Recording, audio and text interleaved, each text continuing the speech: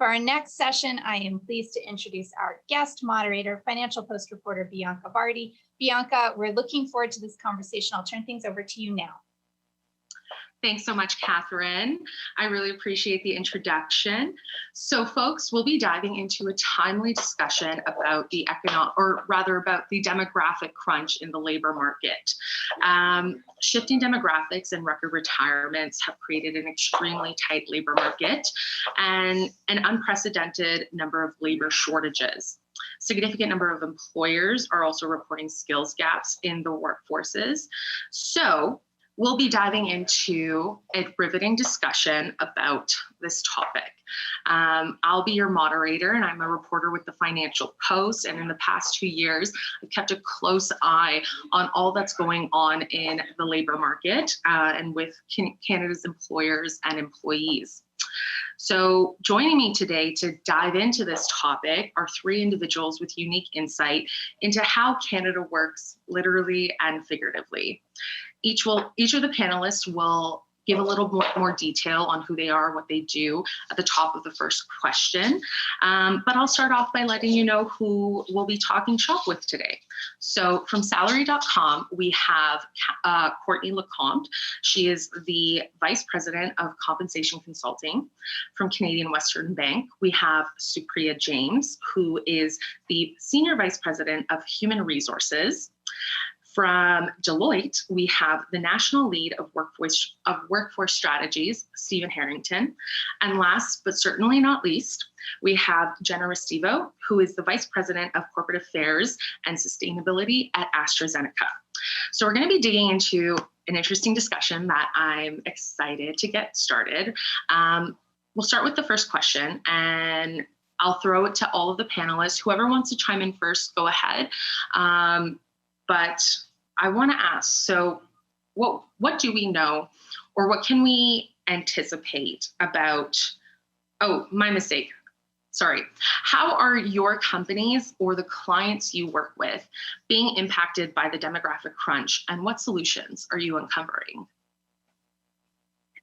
Bianca, go ahead, Stephen. Yeah, go first, please. Okay, I'll go ahead.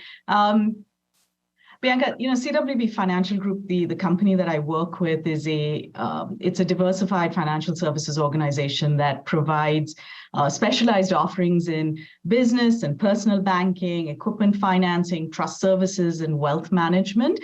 Our clients are small and medium-sized business owners located right across Canada. So if you're a business owner and you don't know about us, you should, because we pride ourselves in being obsessed with the success of our clients, and we do this using a client-centric, entrepreneurial, collaborative, change-ready culture that we believe differentiates us.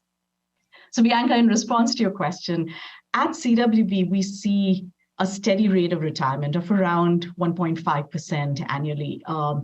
Our employee population has an equal percentage of employees above the age of 55 as we have below the age of 30. And this has remained fairly consistent for us over the last 5 years.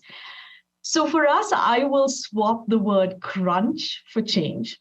In addition, one of the most significant trends that we're noticing from a demographic standpoint that concerns us as much as retirements is that an equally high number of our employees, primarily women and racialized employees, left the workforce post-pandemic to change professions, exit the workforce, focus on family care, follow their passion. And so while retirements are more easy to anticipate and prepare for, this exodus from the business is much more concerning and difficult to address. Now, CWB is very proud to be recognized as a number 20 in the list of best workplaces in Canada. And we know that we have a full spectrum of generations in the workplace and an ever-changing demographic mix. So we've decided that what works for us from a talent strategy standpoint is a couple of things. I'll highlight three. The first is we work hard to build a people-first culture that really promotes inclusion and diverse viewpoints. And we firmly believe that inclusion is the best way to support the change in demographics that's happening within all of our workplaces. The second is we've worked on building a coaching culture within the organization. We believe that a coach approach to leadership that focuses on listening and asking powerful questions and holding people capable of knowing their own answers is what will allow talent to segue into the world of work in the future. And then the third is CWB is in the business of boutique banking, where expertise and collaboration and innovation is what our clients really look for and what our employees value. And so we believe that what differentiates our customer experience model is, and we support and really work hard to provide ongoing learning for our Team Teal employees, because that fosters innovation in service of our client. And Bianca, our clients are experiencing very similar trends. Small and medium-sized businesses in Canada have been really impacted in the last few years by both the pandemic and talent shortages. And so, we believe from a CWB standpoint that if I was to sort of sum it all up, our talent solutions lie in inclusion, coaching, continuous learning, and innovation. So I hope that's a little bit of Absolutely. Thank you, Supriya. And Stephen, do you want to chime in about a little bit more about what you do? And then we'll get into the question about what you or your clients are seeing in the form of the demographic crunch and what solutions you're uncovering. For sure. Yeah. And, as part of my job leading workforce strategy advisory here at Deloitte, so I work with clients. I won't talk as much about Deloitte as an employer here. I've been following the future of work. I've been our future of work advisory leader since 2011. So I hate to say it, guys, but everybody, how long have we been talking about the retirement crunch in Canada? And yet somehow, because the pandemic distracted us for a few years, we're now surprised. Well, surprise. Over 20% of the workforce is over 55 years old, and we are in the retirement crunch right now. And it's one of the major reasons that we're continuing to see labor challenges and very low unemployment. But I'll add another one just to think about. Reasonable people will disagree, but I think that employee preference has changed substantially through the pandemic. I want you just to imagine for a minute that you are we're gonna role play here. It's gonna be fine. You're a young worker. It's 2019. You've just got your first job with a financial institution. It's a data job. It's completely independent work. You're pulling data out of a system. You're doing some transformation. You're putting the data back.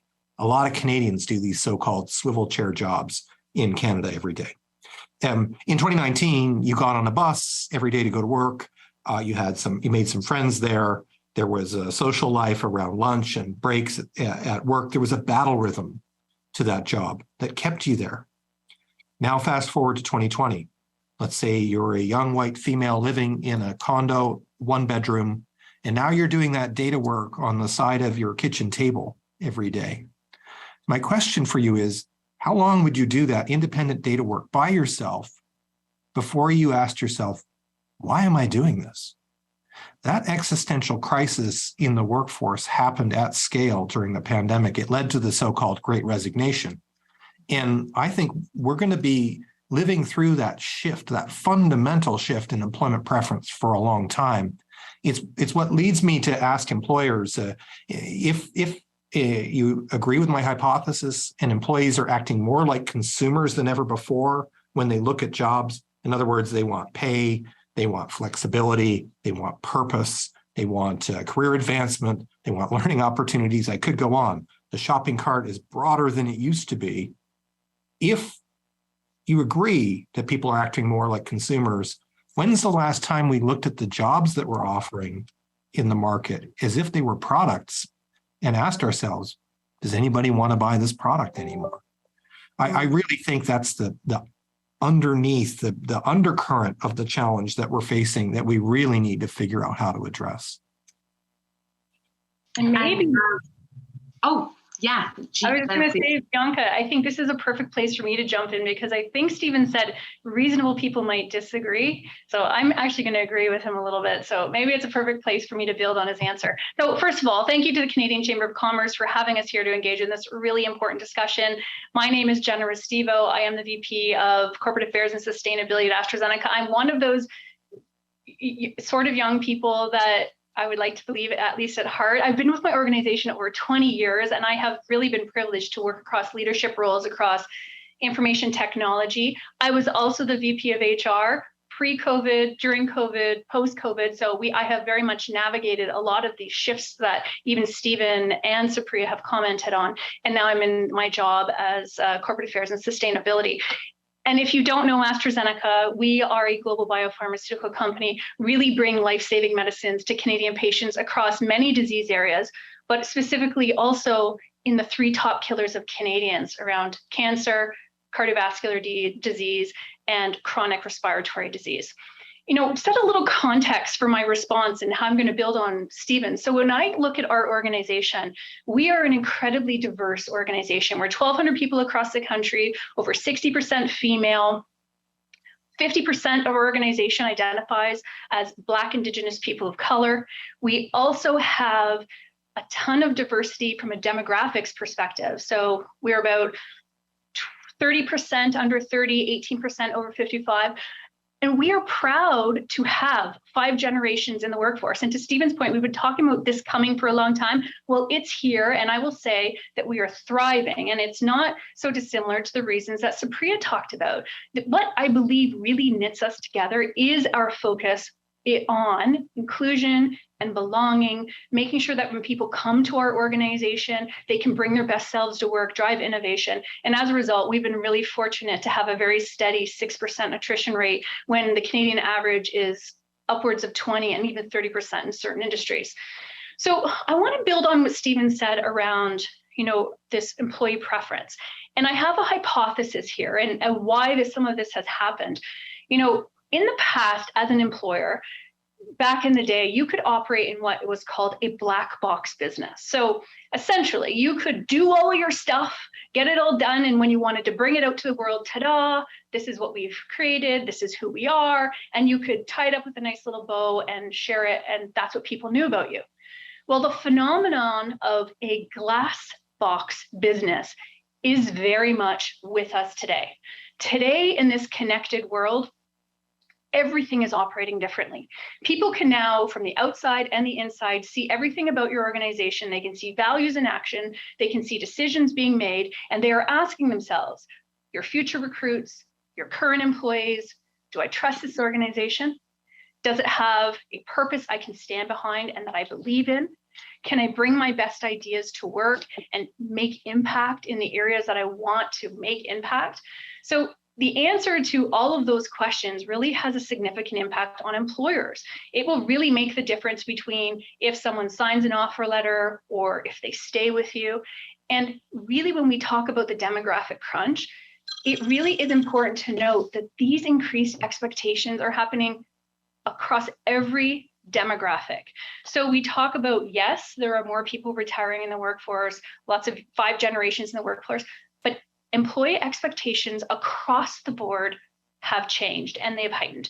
So what we need to do as employers is we truly need to rethink and we need to evolve and really be obsessed about who we are, not just in what we do in our businesses or our people practices, but what are we doing for society at large, the planet, our communities in which we operate. Because if we want to build these sustainable workforces in this really tight labor market, we need to constantly be listening and evolving, and we need to make sure that trust is being built across all generations. And Courtney, do you have anything, after you introduce yourself, do you have anything to add to the interesting points brought up by the panelists so far? Yes, I certainly do, Bianca. I'd love to jump in and share my perspective based on my background and experience in HR and compensation. Hi, everyone. My name is Courtney LeCompte. I'm a Vice President of Compensation Consulting at Salary.com. And Salary.com is a leading provider of compensation market data, software, and consulting services. We serve clients globally, and a large portion of our clients are located in Canada. So, Bianca, to answer your question, when we look at some of the direct impacts of the demographic crunch and how this is affecting our clients, we're seeing a variety of challenges, filling vacancies, securing qualified candidates, retaining staff, also seeing a lot of interest in developing skills frameworks to pinpoint skills gaps. So in terms of solutions or approaches, we also understand that every organization is experiencing this crunch, or like Supriya called it, a change, a bit differently. So when we're working with clients, a common approach we take is to first assess the overall competitiveness of their compensation programs. Now, it's often a good starting point for us as we begin to connect those dots on high turnover or longer than usual vacancy rates. So that's one approach. We've also seen a wave of clients interested in documenting and assessing their skills and competencies for all of their positions. So creating what's called a skills and competency framework. So that's a great approach and often used as a starting point to pinpoint those skills gaps. It's really interesting how, thank you, Courtney, first off, I appreciate it. It's really interesting how we're witnessing in kind of like in real time that the way of work is changing. I guess I'm wondering where does what brought about the change? Some of the obvious answers, involve, people stayed at home in the pandemic and realized that the job that they do is I don't want to say boring, but they've reprioritized what they value in life. And previously, before the pandemic, I'm curious if anyone wants to jump in, what was the case back then? What was the situation like for Canada's laborers, for Canada's workers that which are the source of what we're seeing, the changes people are desiring? What was the situation like before the pandemic, and why are we seeing this desire to change? If anyone wants to jump in. Well, I might answer your question a little differently. That's just because I'm stubborn. Somebody will probably answer it better. But the other thing I think that's going on, it's important to talk about. The biggest shift in work, of course, as you said in your question, is where people worked. About 40% of Canadians, let's just argue roughly, took part in this global experiment right around the middle of March in 2020. There's never been anything else like it in human history. Mm-hmm. And what made that experience common is that for that group, for that cohort that went home and worked from there, mm-hmm. they did it all at the same time. They went through it together. And because that happened, we shifted our ways of working violently from almost entirely in person to almost exclusively online. Mm-hmm. In a combination of working from home, your digital calendar, which, by the way, anybody can get into anytime they want, right? You've all lived through that. Do you all, I mean, I'm sure, have you ever woken up in the morning and seen you have 14, 30-minute back-to-back meetings and you don't know what half of them are or how people got in your calendar? And you have 3 or 4 things you need to do that day somehow magically while you're on those calls. You've probably all got a future skill you didn't even give yourself credit for. It's the future skill of turning off your camera just as somebody's pulling up the slide deck, and hopefully remembering to put yourself on mute so you can bang away at an email in your spare time. This whole new way of working is fundamentally different. And one of the things I argue is it's turned a lot of workers, especially professional back office workers, into task-based workers. Because you think about that day I just described. You finished a 30-minute meeting, check. You did one of the side desk tasks, check. The problem is that task-based productivity is only one kind of productivity, and we've been missing a whole bunch of others. This theory about being in this task trap, by the way, explains a lot of the data. On the one hand, 80% of Canadians who worked from home during the pandemic want to continue to work from home the majority of the time. Great. They like autonomy, they like trust, they like flexibility. But that same average worker, about over 50% of the global workforce, reported feeling overworked.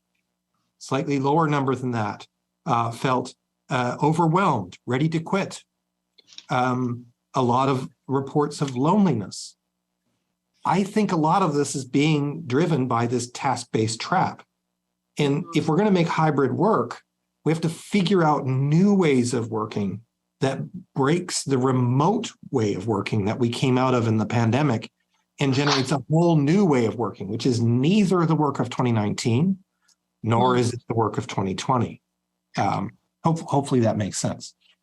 No, absolutely. And would anyone like to weigh in? Would anyone else on the panel like to weigh in on Stephen's thoughts before we move on to the next question? Bianca, I'll weigh in just briefly to say, you know how Stephen and I like to sometimes have slightly different perspectives. You know, for me, I think that this evolution that's been happening from a talent standpoint has always been happening. You know, Stephen made this point, Gena's talked about it a little bit. We've been going through this for a while now. Of course, the pandemic, you know, sort of heightened our alertness to some of this change in many, many ways. But when you look back at the history of talent over many generations, there have been pivotal moments. And we're at a pivotal moment at the moment, you know, at this stage.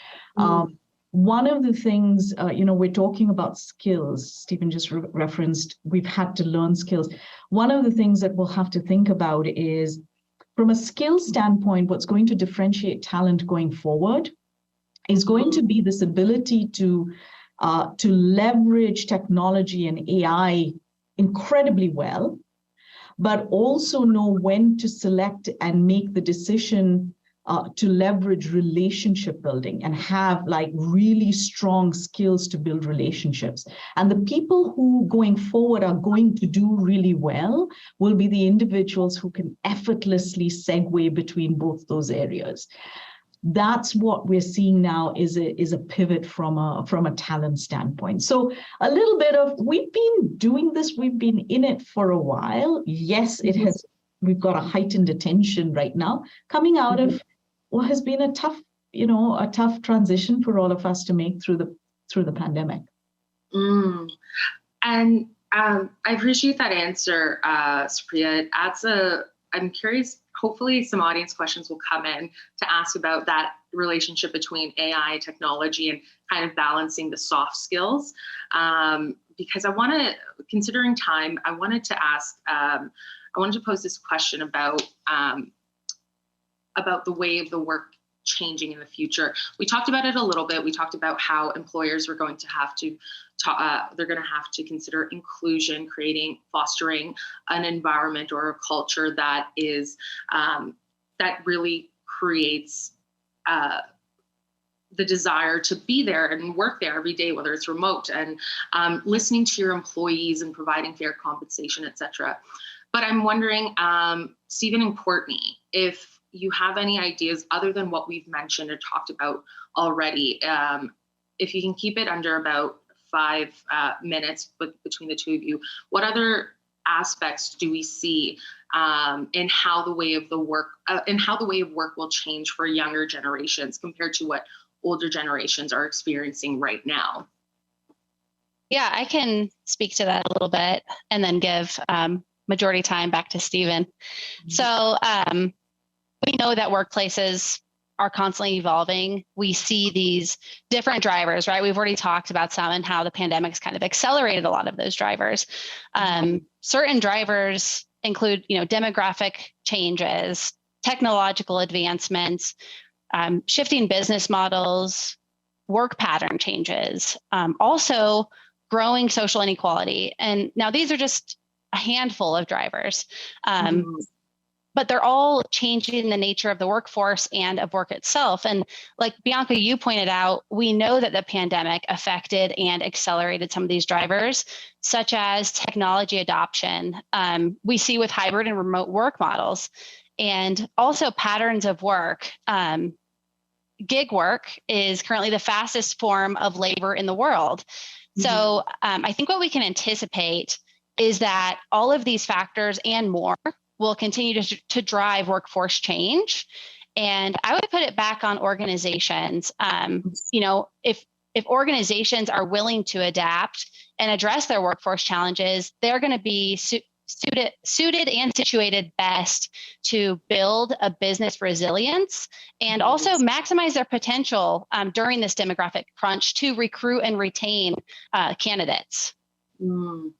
Stephen, I'm curious if you could say, what's the one thing that hasn't been mentioned yet, or one lesser mentioned item that you would like to expand on? What's one thing that you think? It's hard to pick one. Courtney's got me tempted to talk about the gig economy. We could have a whole other conversation about that because it's fascinating.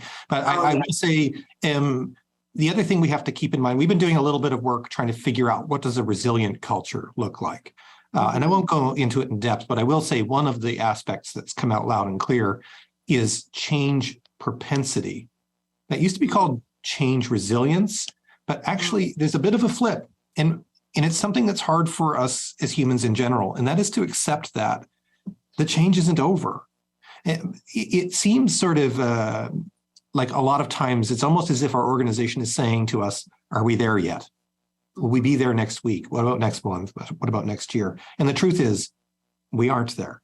And we need to shift people from thinking about stability as safety to recognizing that actually change is safety. And evidence is all around us to show that it's true. The best way to be safe as an employee moving forward is to learn that future skill, is to be adaptive, is to move across the organization to where maybe there is more need for you than there was yesterday. And that's the part that's hard. And what's going to continue to drive that is technology.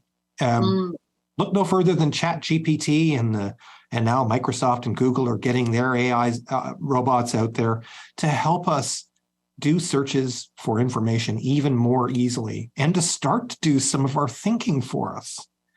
There are two scenarios I see for the future in Canada, North America, and the world, and it's quite simple. There's one path we can go down where we continue to think of technology as a way to replace humans. And there's another, which I think will be both more productive and also create better businesses and better societies. And that is where we spend most of our time thinking about how technology can work with people to augment their work and take us to new heights of productivity. Well, that's a short version of the answer, but it's all about this fourth industrial revolution, which is only halfway through. So we're talking about the fourth industrial revolution, and we're kind of building up the labor force. Canada and the federal government is working to build up the labor force. So I want to switch gears a little bit and ask about, well, really we're expecting a huge change in the makeup of the labor market. So, and by that I mean through immigration. The federal government had announced a few months ago that it plans to bring 500,000 new immigrants into the country by 2025 every year. So by 2025, it's going to be 1.5 million newcomers in 3 years. Many of these people will land here highly skilled, have training, or they're going to come here looking for education and training themselves. Gena, I would love to get your thoughts on just how you anticipate, with all that we've brought up, such as like the fourth industrial revolution, the shifting tides of work. How do you anticipate the government's aggressive plan to shake out, but also considering the economic conditions we're in, how do you anticipate the government's aggressive plan to shake out, and will it help in the labor market with all that we're seeing going on? Thank you so much for asking that question, because I think this is something every single employer needs to be thinking about around immigration. So first of all, I absolutely applaud our government's efforts around increasing immigration into this country. We all know that newcomers They truly add to the fabric of our country, of our communities. And let's be clear, they bring a vast talent pool that if we are looking for long-term sustainability in our talent market, we really need to be thinking about how do we bring this talent into our organizations in a successful way. But I want to actually answer this question in the context that's relevant to every Canadian, because every Canadian is or knows a patient. And I want to layer the immigration question onto the topic of healthcare. So if we think about, as a Canadian, we can all see our healthcare system is under strain. And we are seeing a mass exodus of our nurses and our doctors because of high levels of stress and burnout. And as Canadian patients, we're, 1 in 7 of us have a family doctor. It takes 32 hours on average in an emergency room waiting time. And more importantly, if you think about the prediction is that half of Canadians will get cancer in a lifetime. And we know that in order to combat the disease, early detection is important, but Canadian cancer patients are seeing their appointments being pushed and postponed. So underpinning all of that is that we have a workforce of healthcare workers, nurses, doctors, who are leaving in numbers. And these skills are very in high demand in this organization. So in this country, so to address this, we really need to think about building more resilient and sustainable system. And we can't do that without this talent pool that's coming in.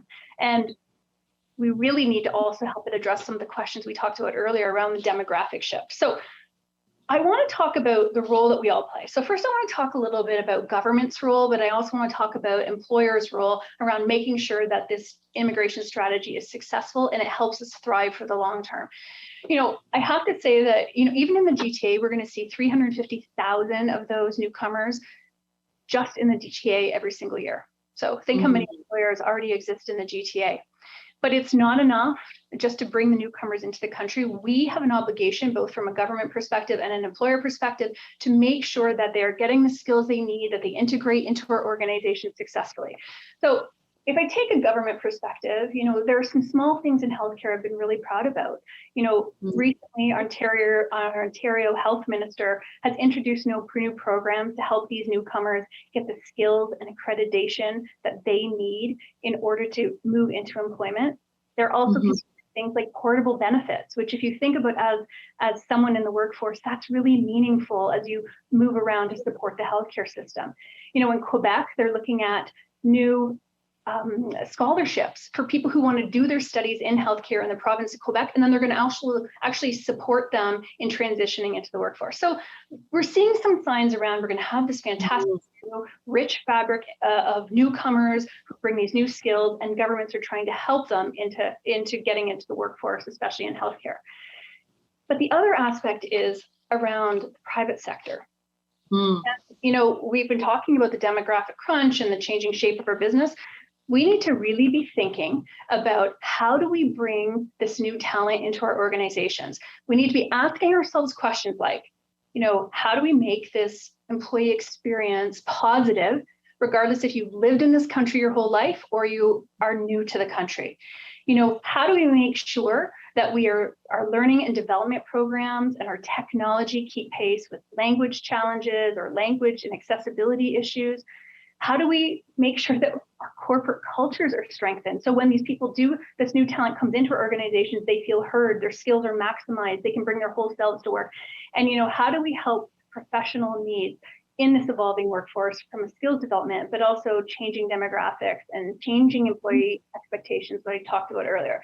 So, I really believe we all need to hold hands on what I believe is important strategy around immigration. And we really need to make sure that we are welcoming this new talent to make sure that their experiences aren't marginalized. And more importantly, their opportunities are maximized. And I believe that this is not just a nice to do. It's a critical must do if we truly want to build a healthy pool of talent for the future. Thank you so much, Gena. Appreciate it. We're going to have to transition to audience questions right now, which I'm excited to get into. So I'll start off with the first question that I see here. What do organizations need to be considering about the long-term impacts to their culture and employee sense of belonging by having remote-only workforces? I'll leave the floor open if anyone wants to chime in here. Well, I can tell a quick story there if you like. The U.S. Leader of Deloitte was up talking to the Canadian leadership team recently, and he told us a startling fact, which has stuck with me. And it's that and by the way, at Deloitte, we have a work from anywhere policy. We don't have any prescribed numbers of days in, but people are held accountable through performance management for making the optimal decision based on the work that they're doing. But what that means is a lot of folks in the U.S. practice, very big practice, have not been coming in, and there was a lot of worry about culture and apprenticeship models and so on as a result. They have a great university program in the U.S. If you go to Deloitte University, you go for 2 days. You go usually for milestone school. So because you've moved from one level of the practice to another, you go there with hundreds of your colleagues at the same level, and you get to know them. I have always argued that 2-day experience is about 70% culture building and having a good time and having everything paid for, and 30% learning. What it turned out, now, of course, they couldn't get everybody in 2021. This is when they reopened, but they got about half of their cohort in the US Deloitte University. And as it turns out, as they've tracked that cohort, they were 5 times less likely to leave the firm than those that did not go to Deloitte University. But what I want you to notice is it was only 2 days, but it was 2 deeply meaningful days that were all about them. And I take this as strong evidence that in the universe of, we feel like we need people to be in consistently in order to build culture, versus we need signature experiences that really matter to build culture.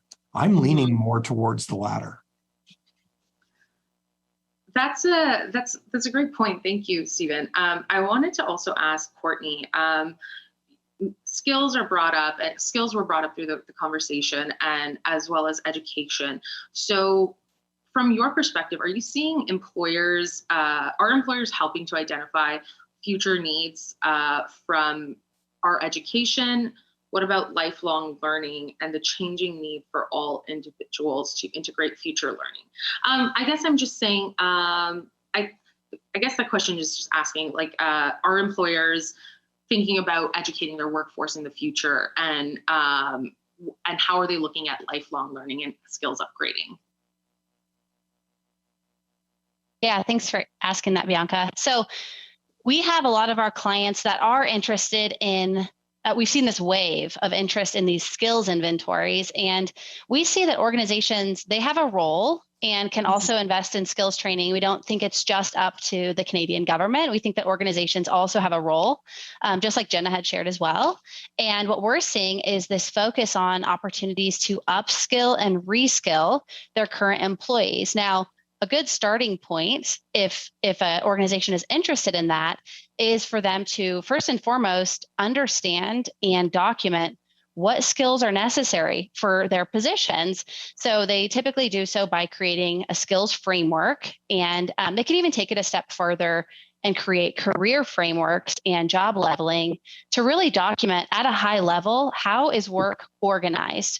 So once they have that documented, then what they can do is run a skills assessment for each of their employees, and then compare the two. And that's kind of how you identify the skills gaps and work with training and development programs to bridge those gaps. So we've seen that is a way that organizations have decided to invest in their current workforce in pinpointing skills gaps, and also working with training and development to bridge any gaps. So perfect, thank you. And we'll go on to the next question, because I want to make sure we can get to all of the audience, as many questions as we can. This one is directed at Supriya, but I also would love to hear Gena's thoughts too. So feel free to jump in and go back and forth. But Supriya, you talked about the key differentiator with with remote works being the ability to master the tech side and AI, but you're also mastering and trying to finesse your soft skills. So Kent wants to know, how do these soft skills opportunities present themselves when working remotely? How do you manage that in a remote hybrid environment? There's a lot baked into that question. And so I would say a couple of things. Firstly, as organizations, we have to figure out, specific to the culture that we're looking to create in our organization, as we get into these hybrid environments, how do we ensure that we have moments that matter? Stephen gave us an example of a moment that mattered, where we allow people to come in and really soak in the culture, and that we provide learning opportunities. You know, Courtney was talking about this notion of continuous learning, that we provide learning opportunities where people allow themselves, have the ability to build not just soft skills, Bianca, but specifically relationship building skills. You know, as an organization, we focus extensively. Our client model is focused on the power of being able to build relationships proactively. And so it's really important for us to actually provide every employee that's part of Team Teal with the ability to actually learn that. And there are many ways that we can do that. We have micro-learning opportunities. We facilitate, workshops where we talk about, how you build relationships with people. We talk about our model of, basically building long-term relationships. So there are many ways that we can do that. And that's something that organizations really, really need to do. You know, you lean back into what we've been talking about a lot in this panel. Coming out of the pandemic, a lot of the talent that's joining organizations today have had 2, maybe even 3 years of not being able to pick up these skills. And it's also something that the new generation is looking for, the ability to learn how to develop this. That was a little bit all over the place, so I hope that gave you what you wanted. No, absolutely. And Gena, do you have anything to add, or would you like to add anything to what Supriya mentioned? I am happy for you to go to the next question. I think Supriya did a wonderful job. Amazing. Okay, so we're nearing time, and I think we'll ask one. We'll go to one more question. There was a mention of skills. So, how do governments assist? Gena, I'm curious. How do governments assist in encouraging continuous learning to meet industry demands and and reduce skills mismatch? This one's from Jim Miller. Mm-hmm. I think governments, they do, and they have been actively listening to the skills needs across organizations. This is what they do. So if you look in, Ontario, there's a lot of work going on around skill development and programs around supporting matching skills to organizations. And I think more of this work needs to happen. There's also a role that employers need to do around partnering closer with academia. We have some of the best institutions in this in this country, academic institutions, around how do we start to build programs for the future that are building the skills and the talent that we need. So I think that we all have, it's about listening. It's about being able to do things differently. And it really is about reflecting almost what Stephen said around change propensity. Like, it's constant. So we constantly need to be evolving. And that means we need to be talking on a regular basis in an open way and really setting this country up for success across skills development, immigration, and a number of other key topics. And if you don't mind, I might just add to that quickly. Violently agree with Gena. And by the way, I mean, the half-life of a skill is now between 2.5 and 4 years. I mean, just think about that. Coming out of a higher education experience, that's kind of depressing, but it's not. We have to get used to the fact that it's not. In fact, what it means is that we just have to learn, and it needs to be consistent. I do think there are a few things that employers and governments need to think about differently, because I'm a little worried that often our strategy in things like healthcare is let's add more money, keep doing the same thing but more, and somehow that's going to solve crisis. And I don't think it will. 2 things to think about in the skills ecosystem. One is employers, we have to do a better job of communicating to the higher education institutions and governments what future skills we need. Yep. Every time they ask industry, what I tend to see is we tell them the skills we need right now. We aren't spending enough time to do workforce planning into the future to figure out what skills we need 3 to 5 years from now. And that breaks the system fundamentally from the get-go. But the other and perhaps more powerful idea is rapid reskilling. And what I mean by that is we still have this tendency to follow the initial pattern of higher education when we send people to be reskilled. So we'll find a worker that might have had some IT experience. They'll say, I'd like to get into cyber. And our response is, that's great. Go to 3 years of college or 5 years of university, and you'll have a job.